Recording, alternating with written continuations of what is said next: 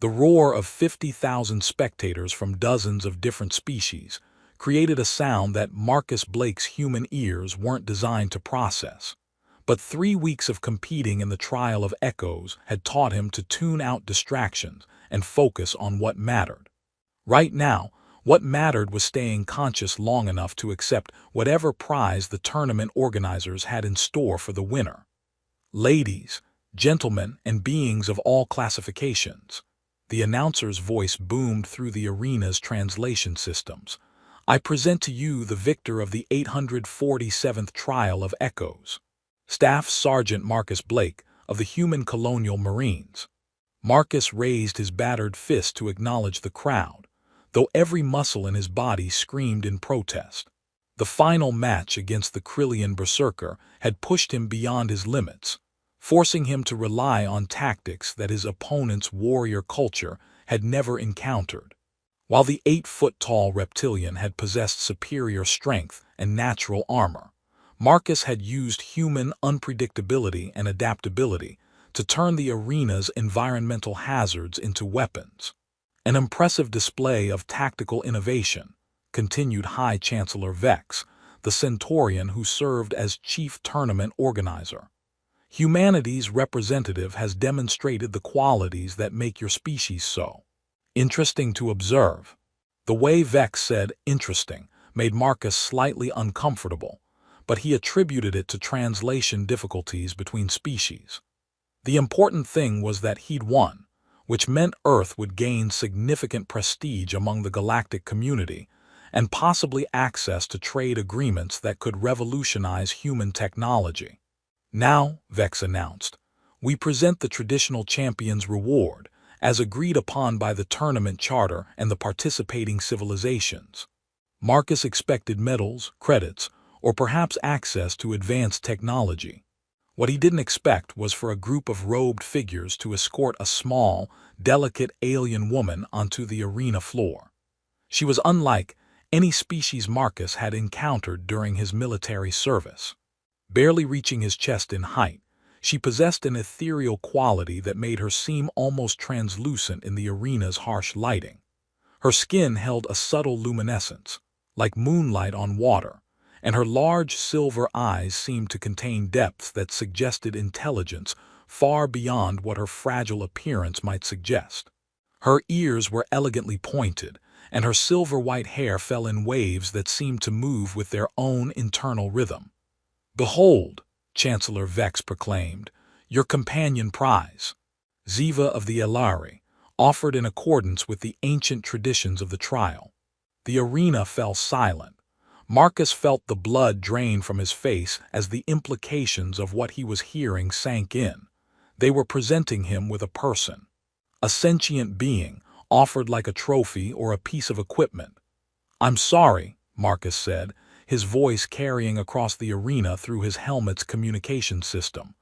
"Did you just say you're giving me a person as a prize?" "The Elari have volunteered one of their own as tribute to the champion, as specified in the tournament charter," Vex replied smoothly. "This is a great honor, rarely bestowed upon outsiders." Marcus looked at the woman, Ziva, standing motionless between her escorts. Her expression was carefully neutral, but he caught something in her eyes that might have been resignation mixed with curiosity. She was studying him as intently as he was studying her, though her evaluation seemed more analytical than fearful. "With all due respect, Chancellor," Marcus said, "humans don't accept other sentient beings as property. That would violate every principle we stand for." A ripple of surprise ran through the crowd.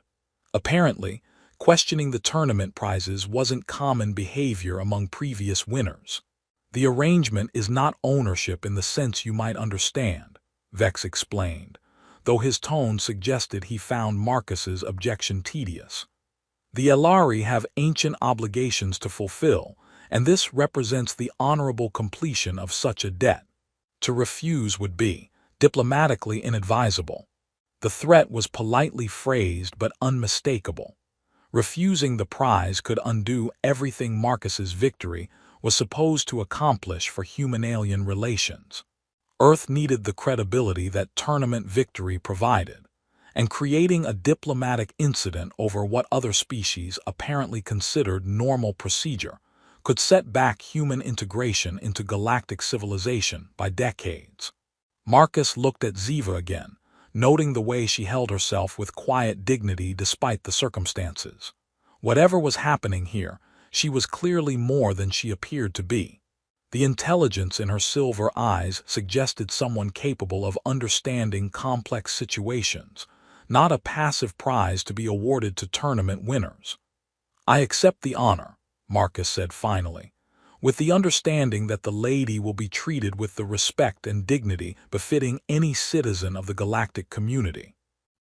Ziva's eyes widened slightly at his words, and Marcus caught what might have been a ghost of a smile before her expression returned to careful neutrality. "Excellent," Chancellor Vex said. "The ceremony is complete. Champion Blake, your accommodations have been prepared, and transport to your home world will be arranged at your convenience." As the crowd dispersed and the arena began to empty, Marcus found himself alone with Ziva, and a growing certainty that he'd just become involved in something far more complex than a simple tournament prize. The way she moved, the intelligence in her gaze, and the careful attention she paid to everything around her suggested someone who was observing and cataloging, rather than simply accepting her fate. "Well," Marcus said to her as they walked toward the exit, "I guess we should talk about what happens next." Ziva looked up at him, and when she spoke, her voice held musical qualities that the universal translator couldn't quite capture. That would be, "Welcome, Champion Blake, there is much to discuss." The formal way she addressed him, combined with the hint of something deeper in her tone, made Marcus realize that whatever he'd gotten himself into by winning this tournament, it was going to be far more interesting than any prize he'd originally expected. The accommodations provided for the tournament champion were luxurious by military standards, featuring separate sleeping quarters, a common area large enough for tactical planning sessions, and a food synthesizer that could apparently produce cuisine from any known species. Marcus immediately began rearranging the furniture to create clearly defined personal spaces, making it obvious that Ziva would have privacy and autonomy regardless of what the tournament organizers had intended. "You don't need to do that," Ziva said quietly, watching him adjust the seating arrangement for the third time. "I understand the circumstances of my presence here." "Maybe you do," Marcus replied, "but I need you to understand my circumstances too. I'm a soldier, not a slave owner. Where I come from, we don't treat people as property, regardless of what ancient traditions might say about it." Ziva settled into one of the chairs with fluid grace, her silver eyes studying Marcus with what appeared to be growing interest. "Your species has strong principles regarding individual autonomy. We like to think so, though I'll admit we haven't always lived up to our ideals." Marcus activated the food synthesizer and began scrolling through options. "Are there any dietary restrictions I should know about? Because this thing claims it can produce food for any known species, but I've learned not to trust universal claims about anything. Elari physiology is compatible with most standard protein and carbohydrate combinations," Ziva replied, "though we require certain mineral supplements that are rare on most worlds. The synthesizer should be able to handle that. Military equipment is designed to work in any environment, even if it doesn't work well." Marcus selected what appeared to be a balanced meal and began the preparation process. "So, mind if I ask how you ended up as a tournament prize? Because the whole situation seems pretty unusual, even by galactic standards." Ziva was quiet for a long moment, her fingers tracing patterns on the arm of her chair that seemed almost like writing in a script Marcus didn't recognize. "My people have obligations to the galactic community that must be fulfilled according to ancient agreements. When the tournament organizers requested an Elari representative, the council chose me." "Chose you for what exactly?" "Because companion prize is pretty vague terminology, and I'm getting the impression there's more to this than anyone explained to me. What were you told about the purpose of your participation in the tournament? Marcus paused in his meal preparation, noting that Ziva had deflected his question by asking one of her own. In his experience, that usually meant someone was either hiding something or testing whether he already knew information he shouldn't have. Standard diplomatic mission, he replied. Win the tournament, demonstrate human military capabilities, establish credibility for future trade negotiations. Basic soft power diplomacy wrapped in a combat sport. And you believed this was the complete truth. I believed it was all the truth I needed to know to do my job effectively. Marcus handed Ziva a plate of synthesized food that approximated what appeared to be her species' dietary preferences. Though I'm starting to suspect that was naive. Ziva accepted the food with a slight bow that managed to convey both gratitude and formal courtesy. Naivety is not the correct term. Your superiors provided you with accurate information within the scope of their own knowledge, but not the complete picture. Very few beings in the galaxy possess the complete picture, Champion Blake. Most species, including your own, see only the portions of reality that directly concern their immediate survival and prosperity.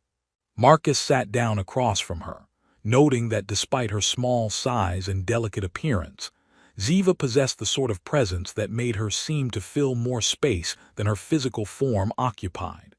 Okay, so what am I missing? Because I get the feeling that winning this tournament was about more than just human prestige. Your victory demonstrated qualities that certain observers have been seeking to confirm about humanity, Ziva said carefully. Your tactics in the final match were particularly illuminating. Illuminating how? You faced an opponent who was superior to you in every measurable physical category. Instead of accepting defeat or relying solely on brute force, you adapted the environment to serve your purposes. You turned the arena itself into a weapon. Marcus shrugged. Basic asymmetric warfare. When you can't match your enemy's strengths, you change the rules of engagement. Yes, that ability to change the rules is precisely what certain parties needed to observe. The way Ziva said certain parties made Marcus realize he was dealing with information that went well beyond tournament politics. Are we talking about galactic intelligence agencies?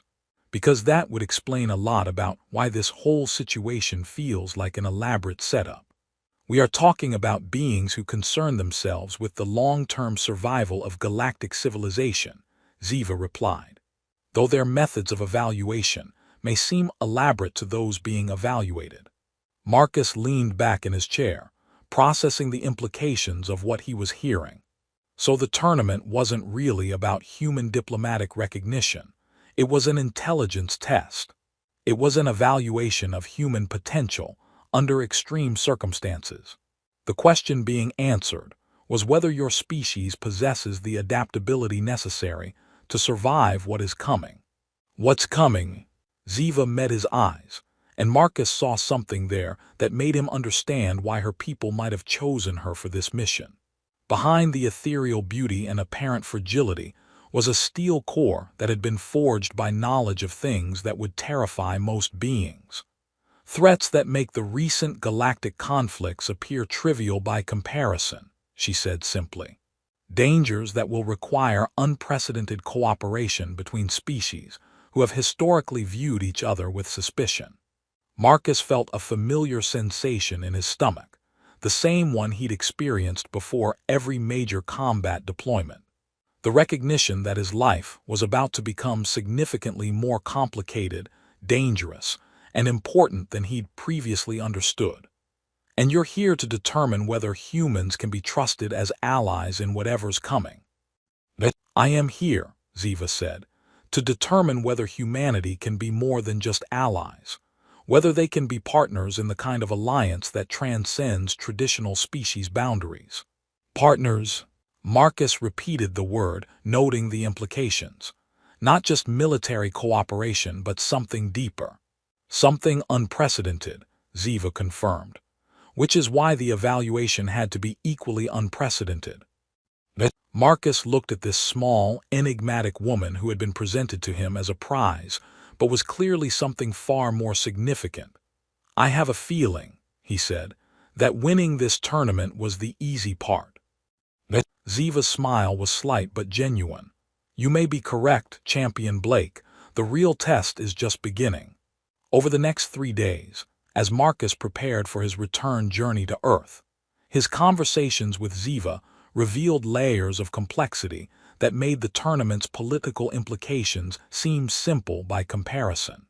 What had begun as his attempt to ensure her comfort and autonomy had evolved into something resembling a strategic briefing, though one conducted with diplomatic precision that left him uncertain about how much he was actually learning. The Elari have been observing galactic civilization for approximately 12,000 years, Ziva explained during one of their evening discussions. "We have witnessed the rise and fall of 17 major stellar empires, each believing themselves to be the pinnacle of evolutionary achievement. And now you're breaking that observation pattern by making direct contact," Marcus noted, "which suggests either humanity is special or something has changed that requires active intervention. Both assessments are partially correct." Ziva moved to the viewport, her silhouette seeming to shimmer against the starfield beyond. "Your species has demonstrated development patterns that are both promising and concerning.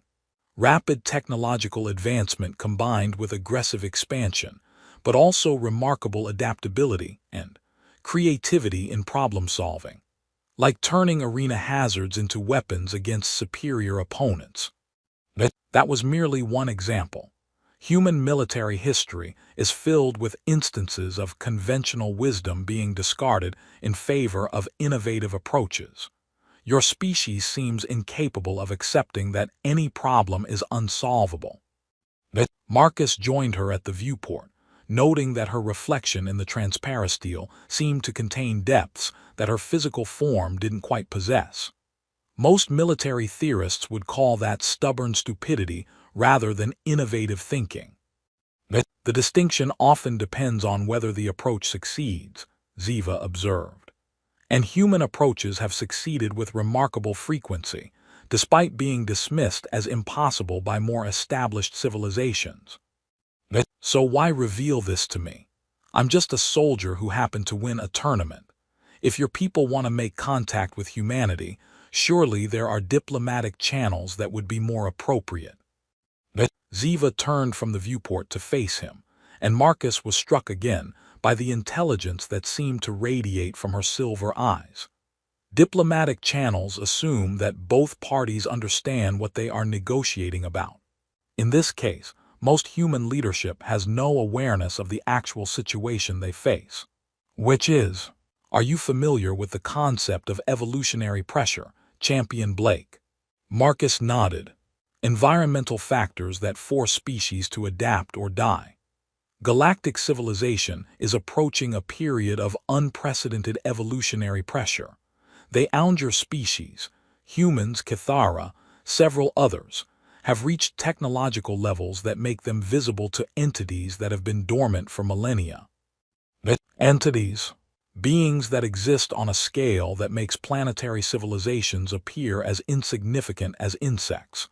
They have been sleeping, for lack of a better term, but the increasing energy signatures from technological advancement are beginning to wake them. Marcus felt a chill that had nothing to do with the station's environmental controls. "You're talking about something that makes entire civilizations look like bugs to them. The analogy is more accurate than you might prefer. When humans construct buildings, do they typically negotiate with the ant colonies they displace?" Jesus, Marcus ran a hand through his hair, processing the implications. "So these things are going to wake up and just erase us." Depends entirely on whether the younger species can demonstrate value beyond simple resource consumption. The Elari believe that humanity may possess qualities that could make such a demonstration possible. "What kind of qualities?" Ziva moved closer to him, her expression taking on an intensity that made Marcus understand why her people might have chosen her as their representative.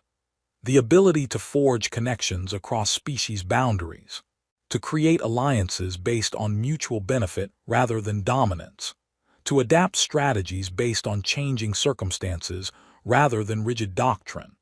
And you're evaluating whether I personally possess these qualities, or whether humanity as a whole does.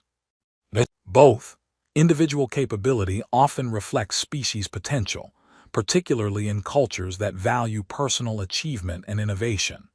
Marcus realized they were standing much closer together than diplomatic protocol probably recommended, but Ziva didn't seem inclined to maintain formal distance. So if I pass this evaluation, then what? Your people make contact with Earth and warn us about cosmic-level threats.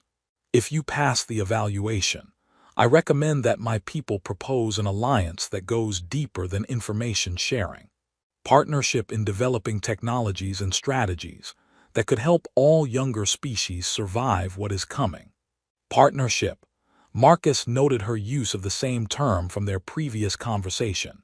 You keep using that word in ways that suggest it means more than just military cooperation. It does. Ziva's voice took on a quality that made Marcus aware they were no longer discussing purely diplomatic matters. The Elari have maintained genetic and cultural isolation for millennia, but isolation will not be sufficient for survival in what is coming. We need to learn to form bonds with other species that transcend traditional boundaries. Bonds. Connections that create mutual investment in each other's survival and prosperity. Relationships that make betrayal unthinkable because harm to one partner diminishes both. Marcus looked down at her, noting the way her luminescence seemed to respond to her emotional state, becoming more pronounced when she spoke about things that mattered to her. Are we still talking about diplomatic alliances, Ziva?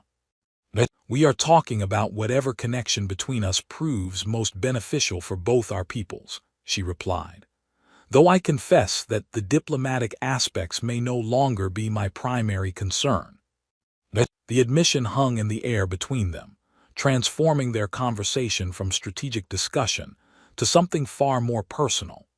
Marcus realized that over the past 3 days, his protective instincts towards someone he'd been given as a prize had evolved into genuine respect and attraction for a woman who was clearly his intellectual equal and possibly his superior. Your primary concern being whether the connection I feel developing between us is mutual, and whether it represents the kind of bond that could serve as a foundation for the larger alliance our species will need. Marcus reached out and gently touched her hand, noting that her skin was warm despite its luminescent appearance. It's mutual, and I think it could be exactly the kind of foundation you're talking about. Ziva's smile was radiant enough to make her entire form seem to glow more brightly. Then perhaps, she said, we should begin planning how to present this alliance to both our peoples in terms they can understand and accept. You mean the part where I explained to Earth Command that the tournament prize who was supposedly given to me as property is actually an advanced alien intelligence who's proposing an unprecedented interspecies partnership to fight cosmic-level threats? That would be an accurate summary of our situation, yes. Marcus laughed, surprising himself with how genuinely amused he felt despite the enormous implications of what they were discussing. You know, when I entered that tournament, I thought the biggest challenge would be not getting killed by alien warriors. And now I'm pretty sure the real challenge is going to be convincing 2 different species that their best chance of survival involves trusting each other completely. Fortunately, Ziva said, moving closer until she was standing within his personal space in a way that felt entirely natural. We have already begun that process ourselves. The journey back to Earth took 2 weeks aboard the diplomatic transport that had been arranged for Marcus's return, providing time for Ziva to share information that fundamentally altered his understanding of humanity's place in the galaxy. What she revealed made the original tournament seem like a minor preliminary test, before the real examination began. The entities we spoke of are called the architects, Ziva explained as they reviewed star charts that showed activity patterns invisible to most galactic monitoring systems. They created much of the technological infrastructure that younger species believe they developed independently. Marcus studied the data displays with growing unease. "You're saying our technology isn't actually ours. It is yours in the sense that you discovered and implemented it. But the fundamental principles were embedded in the galaxy's structure by beings who wanted to observe how different species would utilize certain capabilities. A test. A very long, very comprehensive test, one that has been running for approximately 50,000 years." Marcus leaned back in his chair, trying to process implications that stretched far beyond anything his military training had prepared him for. And now they're waking up to grade the exam. The metaphor is surprisingly accurate. Species that have demonstrated the ability to use advanced technology responsibly, to form stable alliances, and to solve problems through cooperation rather than conquest will be permitted to continue their development. And species that fail the test will be recycled into base materials for the next iteration of the experiment. The casual way Ziva delivered this information made it somehow more terrifying than if she'd spoken with obvious fear. Recycled, that's a polite way of saying completely destroyed. Complete destruction would be wasteful. The architects are extremely efficient in their methods. Marcus stood and moved to the viewport, watching the stars stream past as their ship approached Earth's solar system. "So humanity is being evaluated for survival, and you're here to help us prepare for that evaluation." "I am here because the Elari believe humanity possesses unique qualities that could benefit all younger species in what is coming, but also because my people have concluded that isolation will not protect us from the architect's judgment. You need allies. We need partners. The distinction is crucial." Ziva joined him at the viewport, her reflection in the transparent steel now familiar and somehow comforting. Allies can abandon each other when circumstances change. Partners are invested in mutual success. Marcus turned to face her, noting that their relationship had evolved far beyond the uncomfortable circumstances of their initial meeting. "And you think what's developed between us represents that kind of partnership?" "I know it does. The question is whether our respective leaders will recognize its value or see it as a complication to be managed. Earth Command is going to have questions about my relationship with someone who was officially presented as a tournament prize," Marcus admitted. "The optics are problematic. The Elari Council will have similar concerns about my decision to form personal attachments with a member of a species we have observed, but never directly contacted." Marcus smiled at the diplomatic phrasing. "Personal attachments, is that what we're calling this?" Ziva's answering smile was warm enough to make her luminescence more pronounced. "Would you prefer a different term?" "I was thinking more along the lines of partnership with romantic complications, or possibly interspecies alliance with personal benefits. Your species has a talent for reducing complex emotional states to humorous phrases. It's a coping mechanism. When faced with cosmic-level threats and relationship status complications simultaneously, humor helps maintain sanity." Their conversation was interrupted by the ship's communication system, announcing their arrival in Earth's orbital space. Through the viewport, Marcus could see the familiar blue-white sphere of his home world, along with the orbital platforms and defense stations that represented humanity's first attempts at serious space-based infrastructure. "It's smaller than I expected," Ziva observed. "Most things are when you're used to thinking on a galactic scale." Marcus activated the ship's communication array to contact Earth Command. "Ready to meet the species you've been evaluating for partnership potential. I have been ready since the moment you chose to treat me as an equal rather than property," Ziva replied. "That decision told me more about human character than months of observation data could have provided." The next several hours involved the sort of bureaucratic complexity that Marcus had hoped to avoid by winning the tournament instead of becoming a diplomat. Earth Command wanted detailed briefings about everything that had happened at the tournament, while simultaneously trying to understand why he was returning with an alien civilian who claimed to represent a species no one had ever heard of. "Let me see if I understand this correctly," General Morrison said during the preliminary debriefing session. "You won the tournament as planned, which was supposed to provide diplomatic benefits for Earth. Instead, you were given an alien woman as a prize, which created a first contact situation with a previously unknown species who claims to have information about cosmic-level threats." "That's an accurate summary, sir," Marcus replied, "though I should emphasize that Ziva is here voluntarily and represents what could be humanity's most important alliance opportunity. And your personal relationship with this alien representative doesn't create conflict of interest issues." Marcus glanced at Ziva, who was sitting beside him with the sort of composed dignity that somehow made the general's office feel like neutral diplomatic territory. "Our personal relationship developed as a result of mutual respect and shared goals, sir. If anything, it demonstrates the kind of partnership potential that could benefit both our species." General Morrison studied them both with the expression of someone trying to solve a puzzle that had more pieces than expected. "Ms. Ziva, your people have been observing humanity for how long?" "Approximately 12,000 years, General Morrison," Ziva replied, "though our active evaluation of your species' alliance potential began only recently. And this evaluation determined that we're suitable partners for dealing with threats that could destroy galactic civilization.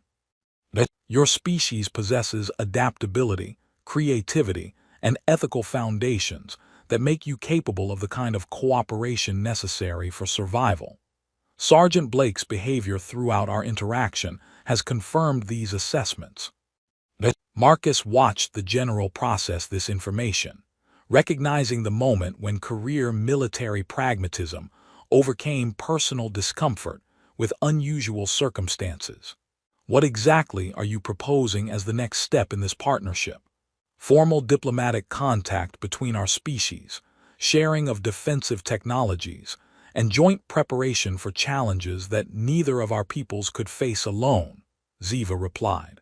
"Beginning with a combined expedition to investigate recent architect activity in the Outer Rim territories.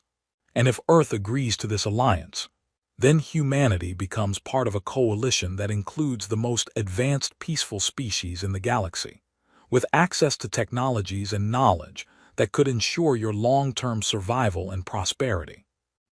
General Morrison leaned back in his chair, the expression of someone who had just realized his job had become significantly more complex. "And if we refuse, then you face the coming evaluation alone, with only the resources you have already developed." The silence that followed made Marcus acutely aware that the next few minutes would determine humanity's future relationship with the galaxy's older civilizations. "I'll need to discuss this with the Joint Chiefs and the UN Security Council," the general finally said. "But speaking unofficially, any alliance that helps humanity survive cosmic-level threats has my recommendation." Marcus felt Ziva's hand brush against his, a subtle gesture of shared relief and anticipation. "There is one additional consideration," Ziva added. "The partnership I am proposing is not merely political or military. The Elari believe that the strongest alliances are built on personal connections between individuals who understand each other's values and goals." "You're suggesting that your relationship with Sergeant Blake is part of the diplomatic framework." "I am suggesting that relationships like ours demonstrate the possibility of trust and cooperation that transcend species boundaries. Such relationships may be essential for the kind of unity necessary to face what is coming." General Morrison looked at Marcus with an expression that might have been sympathy. "Congratulations, Sergeant. You just became our first interspecies diplomatic liaison. I hope you're prepared for the paperwork."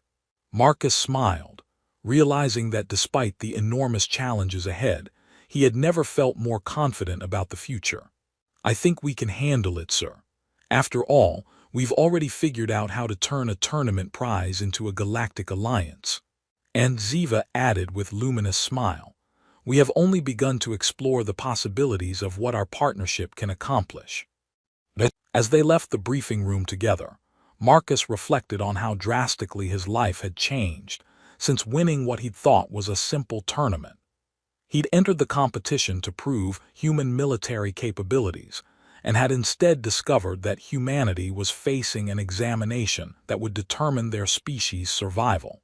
What had been presented as a disturbing prize had become the foundation for an alliance that could reshape the galaxy.